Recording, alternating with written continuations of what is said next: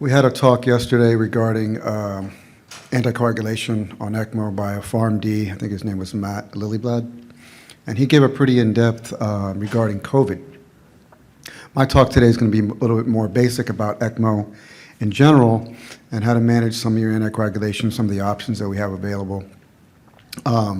We have a lot of people who have new ECMO programs. One of the things that happened during COVID is that we had a whole slew of hub and spoke models. You had the hub in the middle with a large ECMO center, and a lot of spokes outside of that where they would pack and ship centers, right? They would call, refer the ECMO, the big center would either come and get them, or they'd put them on at that little center and send them out the same day. Well, with COVID, the hub and spoke model sort of fell apart because the hubs became so full. They told all their spokes, you're going to have to keep your ECMOs. So a lot of centers suddenly became ECMO centers that they weren't planning on becoming. And this was a huge upsurge in the perfusion demand for staffing and nursing staffing with ECMO qualified people. So now I think that's subsiding a bit, but and some of these centers may decide to continue to be ECMO centers. So if you've had that experience, or perhaps you've been to a place where the ECMO experience is very, very minimal, or you feel like your own experience is very minimal, this may be a little bit of a helpful lecture to you on anticoagulation during ECMO. So as with this talk and all others, I have no disclosures.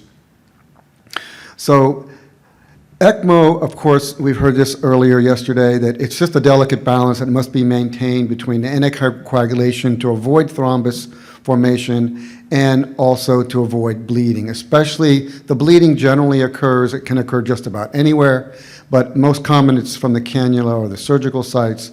But despite our efforts to achieve this balance, the frequency of both thrombotic and bleeding events still remains high, as many of you know. So hemostasis on ECMO is related to clinical conditions, the post-surgical bleeding if they're a post-cardiotomy patient, sepsis, of course, hypothermia, hemodilution. The hemodilution, of course, dilutes your coagulation factors, dilutes your platelets. Constant transfusion of blood products. When the patient is bleeding, we're giving red cells, and are we giving enough plasma? Are we giving enough platelets? Are we giving enough cryo to match the dilution effect of all the red cells that we're giving? So you get your coagulation system pretty far out of whack pretty easily. Then you have, of course, a continuous heparin infusion that most people are using. And then, of course, I'm not a pediatric perfusionist, but for our pediatric colleagues, neonates and infants have an immature coagulation system. They do not have the normal levels of AT3 that adults have. We're going to take one slide look at that here in a little bit. And also your pharmacokinetics. There's a heparin acts different with neonates versus adults. Some of the things to consider if you're a pediatric perfusionist. Now the ECMO circuit, it doesn't have endothelium. It absorbs the proteins and platelets. When you first go on ECMO, you have the raw tubing and the fibers of the oxygenator, and of course the mechanisms inside the centrifugal pump. And your proteins and platelets immediately start laying down on all of these surfaces. And that's a good news, bad news story, because it activates your coagulation system, then it's a consumptive thing, because it's consuming the platelets and it's consuming the activated activation of coagulation proteins factors that are lying down also. That's the bad news. The good news is at least it's a surface eventually after a day or two that becomes a little bit more biocompatible with our blood, because at least it's part of us that's being, part of the blood that's being lined down on the system as opposed to the raw plastics of the surface. So there's a contact activation system, the reactions following absorption of the contact factors on this negatively charged surface. Things have gotten a lot better with biocoatings than they once were without biocoatings for ECMO. It's given us the opportunity to have these much longer ECMO runs without nearly the complications of bleeding or coagulation, although they're still very prevalent. But compared to 20 years ago, 25 years ago, when we didn't have biocoated circuits, ECMO was dismal with adults, and this was a large factor. So you have contact system factors that are activated, largely 12, 11, prekallikrein, and kinogen. You have your intrinsic system factors, that's largely 9, 10, and 5. There's others as well. Then you have the extrinsic system, the tissue factors, factors 7 and 5.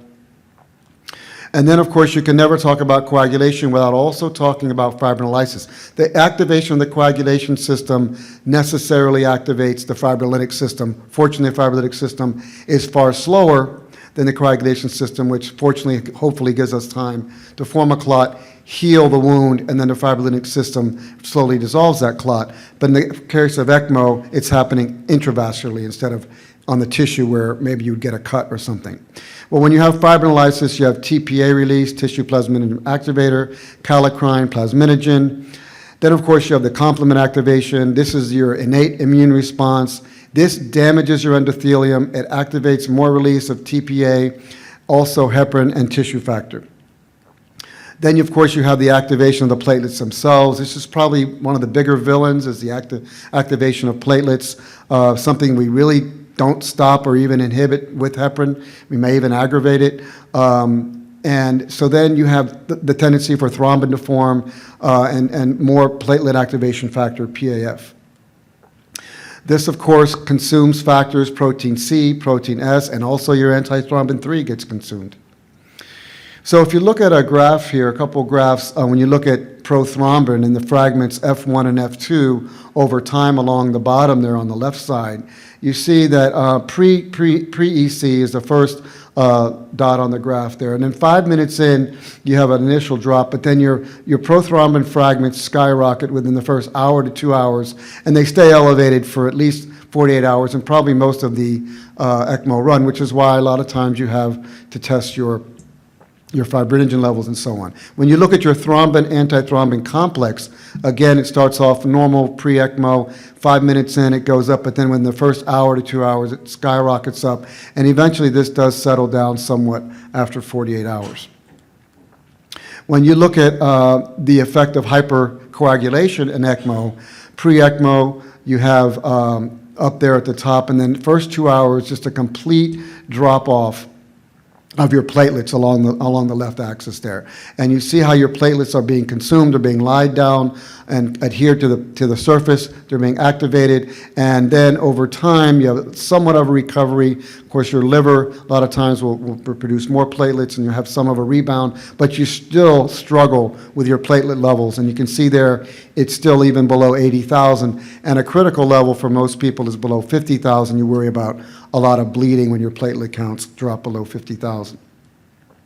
But when you look at heparin, you know it's a molecular weight, unfractionated heparin, molecular weight from 3,000 to 30 or 35,000. It's naturally occurring glycoproteins in our system, and we, of course, obtain heparin extracted from the lungs or intestines of bovine or porcine. And as you know, back about 20 years ago, it was something that a disease that swept through Europe, mad cow disease, that basically, and Europe and other places, that basically now eliminated our ability to get bovine heparin. And so I think all of our heparin nowadays is porcine heparin. And if you lived through that transition in the early 2000s, you see, and we still see to this day, the quality and the consistency and the predictability of the activation of the porcine heparin, in my view, is nowhere near what we used to have with bovine heparin. In the late 90s, there was almost no discussion about people being allergic to heparin. Why would you be allergic to heparin? You have naturally occurring heparin in your system,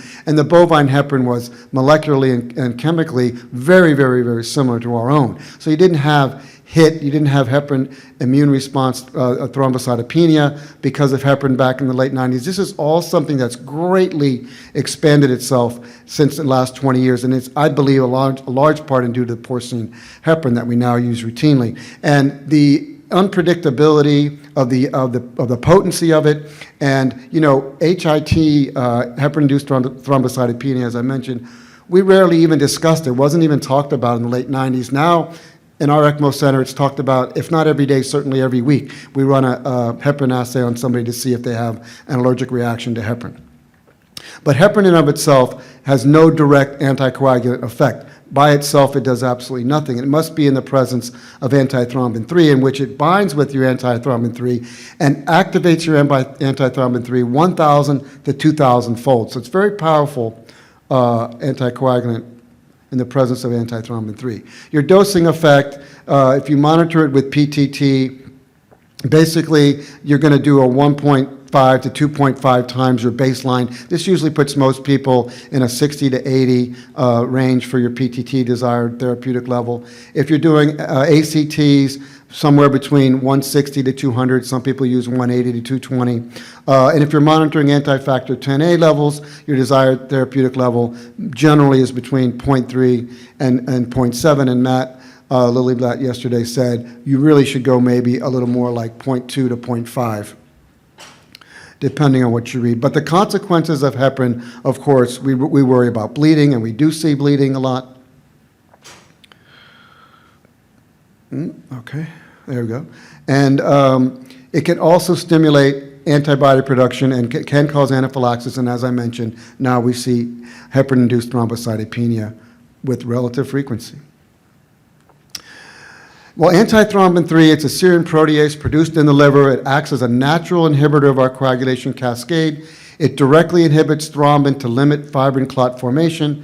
It primarily affects the intrinsic pathway, factors 9, 10, 11, 12, and plasmin, and others along the way as well. And it prevents basically intravascular thrombus. Well, the levels measure function are expressed as a % of activity. So for our pediatric colleagues and for some of our own edification, you've always heard, children are not small adults, and this is one classic example. If someone is below the age of 1 month, they only have 50 to 80% of their antithrombin 3 activity. 1 to 3 months, they're still around 60 to 90%, and it's not till about 6 months do they reach 100% or more of the adult level of about 100% activity of their antithrombin 3. So if you put a neonate on ECMO, you're going to require a lot more heparin because of the deficiency of antithrombin 3 that they just haven't developed yet. Now, initiating ECMO significantly decreases your antithrombin 3 levels. Hemodilution, for one, may cause as much as a 50% drop in your antithrombin 3 activity levels or more. The antithrombin 3 may already be low due to the patient's illness or prior CV surgery, which is going to have consumed a lot of their antithrombin 3 when you gave heparin during surgery. Because remember, heparin binds the antithrombin 3. And of course, if the patient is very young, as a neonate, they'd have low antithrombin 3 levels. So when you do heparinization, you have to worry about some people have a genetic antithrombin 3 deficiency, or it can be acquired. So now, if you want to increase your antithrombin 3 level, of course, the old standby that's been around forever is we give the patient fresh frozen plasma, FFP. And just so you know, if you want to increase your AT3 levels 20%, you need to give about 20 milligrams per kilogram to increase that level by about 20%. It replaces many other clotting factors as well, by the way, but the antithrombin 3 is in the plasma. Or nowadays, though, you can give just antithrombin 3, something called thrombate. I've given this before on a few occasions with unpredictable results, by the way. Maybe some of you have some more experience with that. But if you do thrombate, it's very expensive. If your hospital carries it, you would give 1 unit per kilogram of antithrombin 3 thrombate, would increase the level about 1 to 2%. 1 vial is approximately 500 units. In my experience, we gave 3 to 4 vials. In this example, if you had a 70 kilogram patient and you gave 4 vials, 2,000 units, you would have a 21% increase in your antithrombin 3 levels in that patient. Thrombate 3 is prepared from pooled human plasma.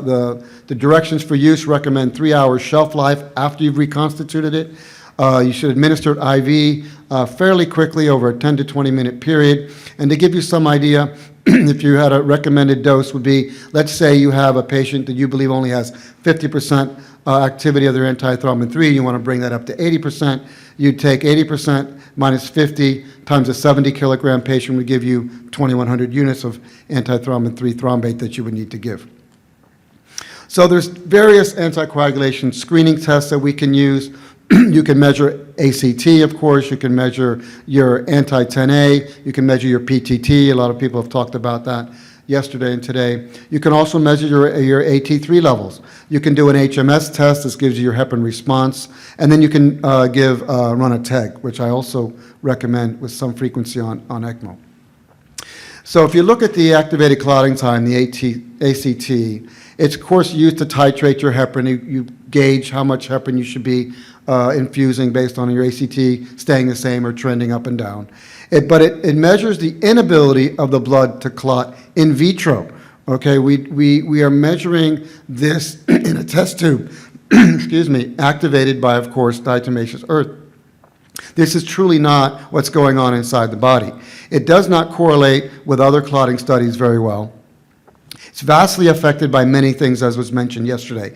The user, for one thing, methodology. You have people who shake the tube, don't shake the tube, wait too long to put it into the device, and all kinds of other things, the amount that's injected into the tube, all different variabilities. It's also greatly affected by platelet count. So when you're on ECMO and you already know that you have a deficient platelet count, which you're always going to have, deficient platelet function, it's going to naturally elevate your ACTs. You think you have adequate heparin level on board because your ACT is high. In reality, it's high because of so many other reasons. If you cool the patient, and many drugs, especially your antiplatelet drugs, but other drugs as well, going to prolong your ACT and give you a false sense of security that you have enough heparin on board. But as a general rule, if you're a new ECMO program or even a long-standing ECMO program, it's absolutely standard of care that you have a point-of-care ACT device right there at the bedside so that you can get quick results easy without sending something down to the lab, which you have to do with PTT and even TEG. So generally you want to be in a range, as I said earlier, of 160 to 200, and you give an initiated heparin rate of about 25 units per kilogram an hour, and then you watch your trend from there to go up or down on your IV infusion rate. The pros are, it's very easy to use, it's bedside, it's quick, it's very affordable, and most people are very comfortable doing it. The cons are, of course, user variability, analyzer variability, poor correlation between ACT and your actual heparin level. And this is why so much talk has come along with the explosion of ECMO that we really need a better way of seeing what's going on with the patient with coagulation. So this emerges into several things. The number one thing that's come along, of course, in the last 10 years is the PTT, and it's an activated, partial thromboplastine time.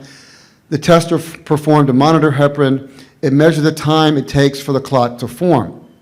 But it's good because it tests the intrinsic and the common pathway of the coagulation cascade, which I'm going to show up on the slide in a minute. It measures the integrity of your factors, largely 12, 11, 8, and 9. The normal range is 25 to 35 seconds for a normal person. Of course, we're going to use 1.5 to 2.5 times that for therapeutic level on ECMO. But increased PTT levels are basically seen in bleeding disorders, because you could have, and people that have bleeding disorders or have a deficient or defective functioning clotting factor.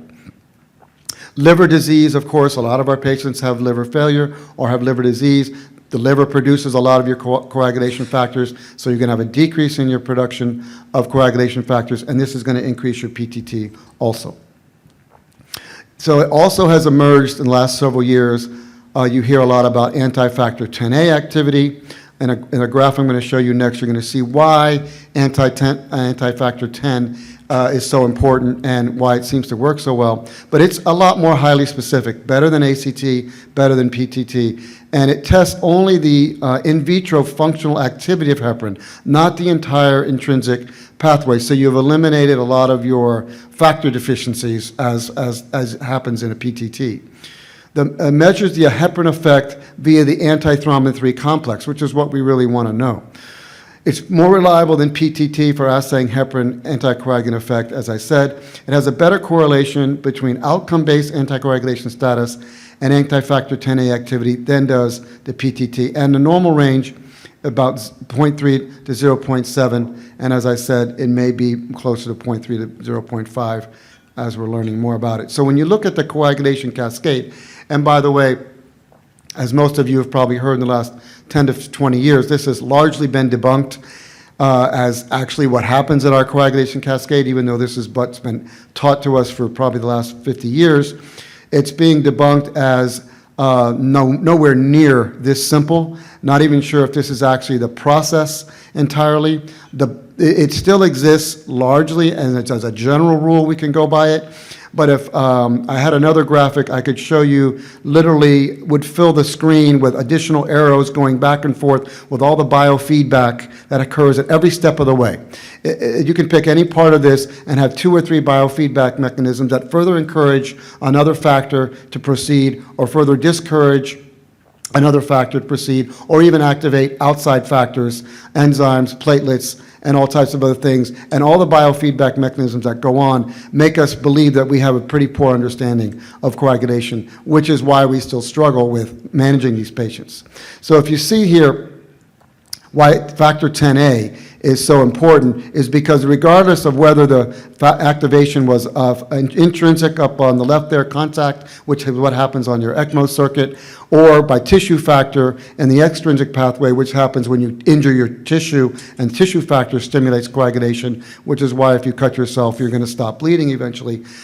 But they all come together at the crux of factor 10A. Without factor 10A, you cannot proceed to produce fibrinogen turning into fibrin. So if we can control factor 10A and all the things above that on both the left and the right, whether they're deficient in these factors or anything is going on with those factors, it's not relevant because they're not affecting the test, because it starts with factor 10A. So this is why it's emerged as a good test. Well, when you have coagulation, you're going to have complications of bleeding, thrombosis, heparin resistance, and heparin-induced thrombocytopenia, as I mentioned. When you look at bleeding, in the ECMO world, bleeding is almost a universal occurrence. If you do enough ECMO, you don't have to do very much, you're going to see bleeding problems. One of the things to look for is that you're going to have more common bleeding problems if your fibrinogen drops below 50 and your platelets levels drop below 50. As a general rule, you keep those 2 things in mind. You definitely get concerned when your platelets drop below 50. Most people will give platelets. And if your fibrinogen drops low, a lot of people will give cryo. Cannulation sites are the most common, but by far not limited to that. It's more common in VA ECMO versus VV ECMO. Why? Because you have arterial cannulation under much higher pressures, much more susceptible to bleeding around the cannula. But more concerning than that is our remote sites. They're less common, but still frequent. You know, you have a post-cardiotomy wound, you have incision sites, you have puncture sites for IVs, but more importantly, your remote sites like head bleeds, brain, pericardial cavity, pleural space, retroperitoneal spaces, all your abdominal bleeds, and these are generally very bad when these happen, right? So does anybody have any thought about why we see these bleeds? A patient didn't come to us predisposed to a GI bleed or predisposed to us for a brain bleed. Well, remember the Sears response we talked about yesterday. Your internal tissues are highly inflamed. Highly inflamed tissues can easily bleed. That's one factor.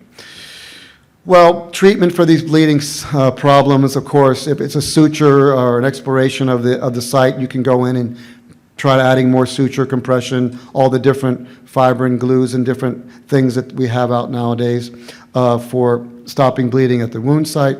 You can give patients cryoprecipitate. This is going to add your factors 8, 13 von Willebrands, and it's also, of course, mainly used to replace your fibrinogen levels, as I mentioned earlier, if they drop too low. Your FFP is going to replace a lot of coagulation factors. It's important to give FFP and DIC.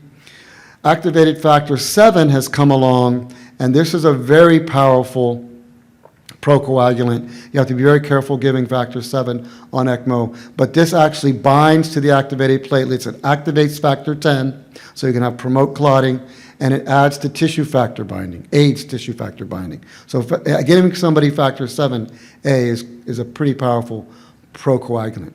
DDAVP, you've all heard of, it raises factor 8 and von Willebrand's factor. You have to be careful. It does increase local TPA levels, which leads to fibrinolysis. And it should be administered with antifibrinolytic therapy most of the time.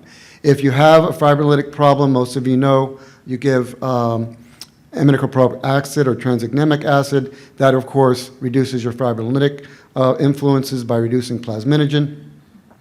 And there is now something coming out, still in orphan drug status as far as I know, something they're developing called fibrinogen, and it's actually direct fibrinogen that we may be able to give to patients directly.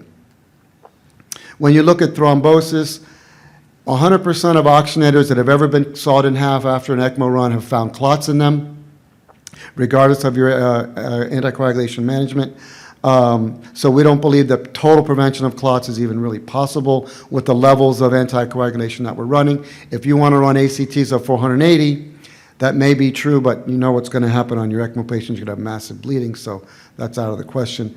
But running your ACT levels at this normal level, we accept a certain amount of clotting in the oxygenator, and still the oxygenators do last a very prolonged period of time with that.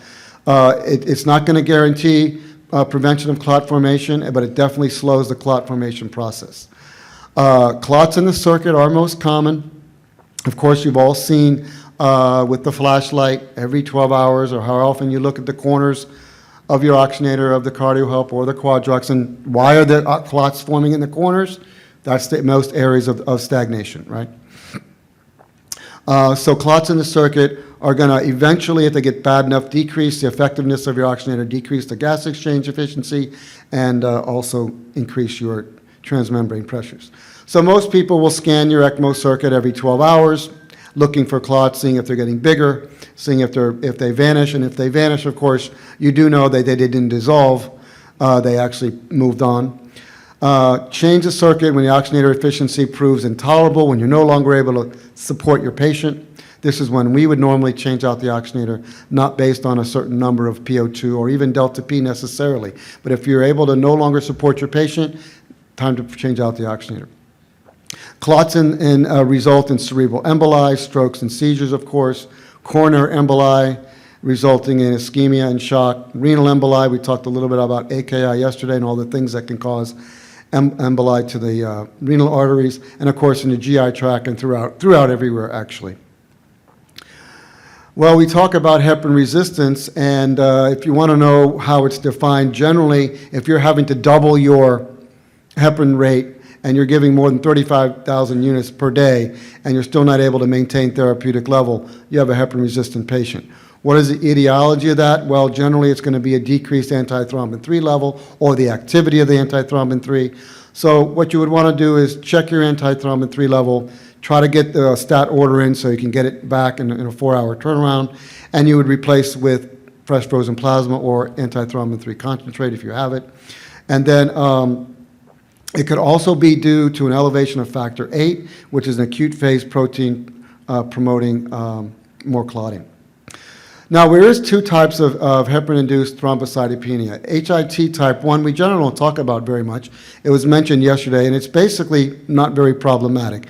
It's really a non-specific situation due to heparin binding.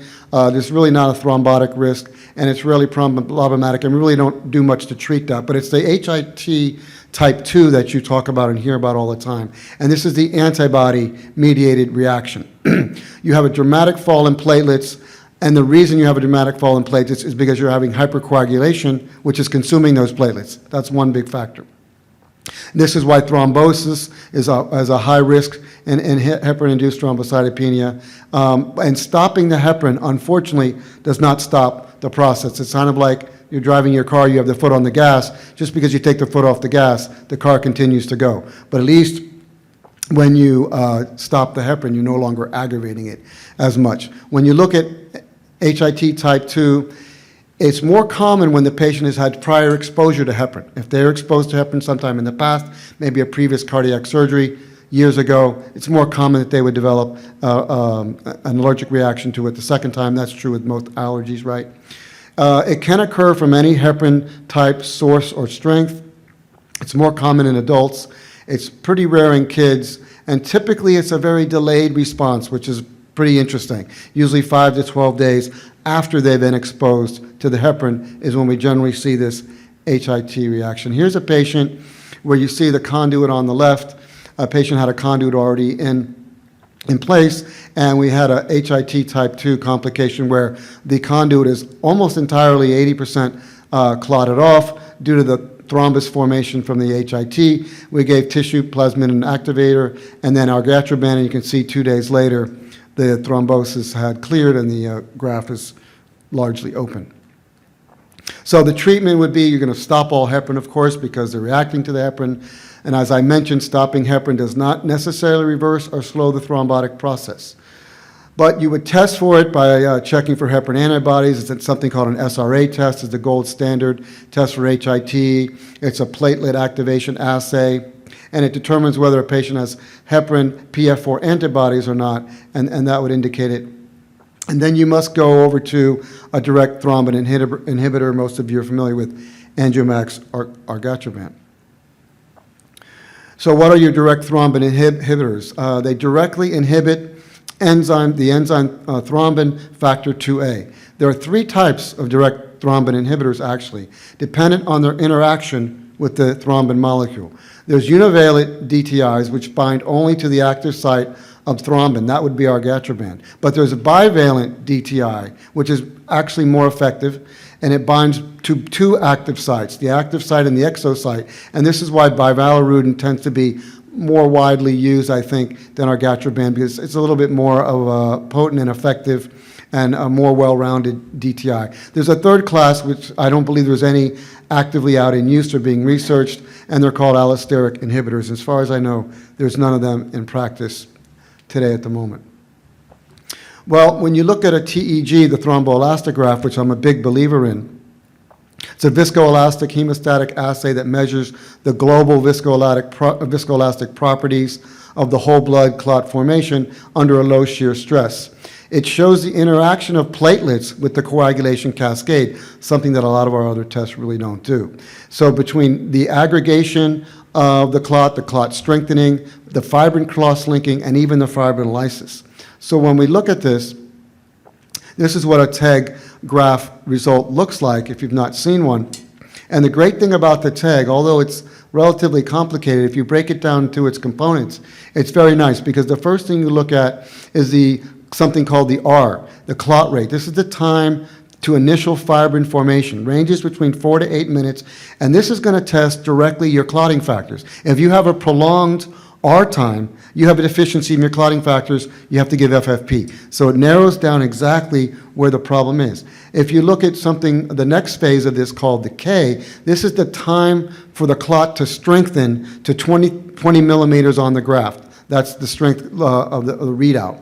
And this is a 1 to 4 minute time frame. And if you have a prolonged K time, you're deficient in your fibrinogen, and you would give cryoprecipitate. A similar aspect is something also called the alpha angle. This is the speed of the fibrin buildup or the rate of clot formation.